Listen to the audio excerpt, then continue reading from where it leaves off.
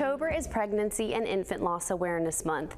You may have never heard much about stillbirth, but experts say it's a public health crisis. According to a report from the National Institutes of Health in 2023, stillbirth in the United States compared to other industrialized countries is unacceptably high.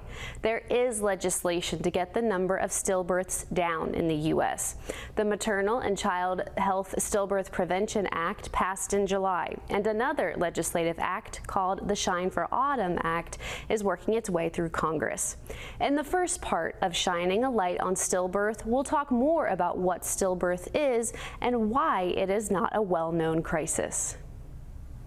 Stillbirth is when a baby dies before it is born in the second half of pregnancy at 5 months or more. According to Healthy Birthday, Inc., more than 21,000 babies are born still every year in the United States. This is equivalent to a school bus of 65 children every day. Dr. Peter Filozoff at Marietta Memorial Hospital has been delivering babies for 20 years. He says more could be done to prevent stillbirth. I think one of the most important things we do in this office is education. And we don't want to be a Debbie Downer, but if a person didn't work in this field, there's a good chance they wouldn't know what a stillbirth was, or even that they had risk factors for it. So trying to educate the patient, identify the risk factors, and minimize them would be our goal in each and every patient. Dr. Filozoff says decreased kicking near the end of pregnancy can be a warning sign. Decreased fetal movement can occur normally towards the end of the pregnancy as a baby is getting in a position to deliver. So we ask that the mom pay attention to what we call kick counts, which is kind of self-monitoring the baby's activity level.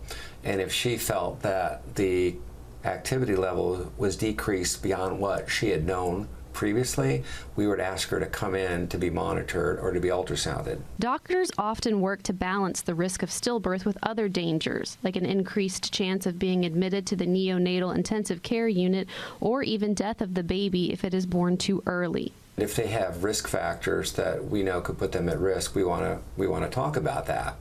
If a patient wants to contain or carry the pregnancy past the due date, well, then that does increase the risk of stillbirth too. So we talk about the risks and benefits of inducing labor prior to a stillbirth.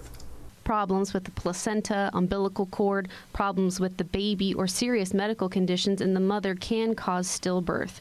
In about 1/3 of them, doctors do not know why the stillbirth happened. Many times when the stillbirth happens, there's no identifiable cause, and that makes it difficult for the mom and dad because it's hard to put closure without an answer. According to ProPublica, neither the Centers for Disease Control nor the National Institutes of Health have consistently promoted guidance telling those who are pregnant to be aware of their baby's movement in the womb as a way to possibly reduce their risk of stillbirth. The lack of comprehensive attention and action has contributed to a stillbirth crisis. Stillbirths are not just rare flukes that happen. Research shows as many as 1 in 4 of them may be preventable. The number of stillbirths in the U.S. is more than 10 times the number of babies that die annually due to sudden infant death syndrome, also known as SIDS. Unlike with SIDS, federal officials have failed to launch a national campaign to reduce the number of stillbirths or adequately raise awareness about it. Other wealthy countries have put national action plans in place to prevent stillbirth through awareness, research, and care. In the next part of Shining a Light on Stillbirth, we'll meet a couple who had a stillborn son and hear from a therapist about the mental health toll it takes on the mother and her family.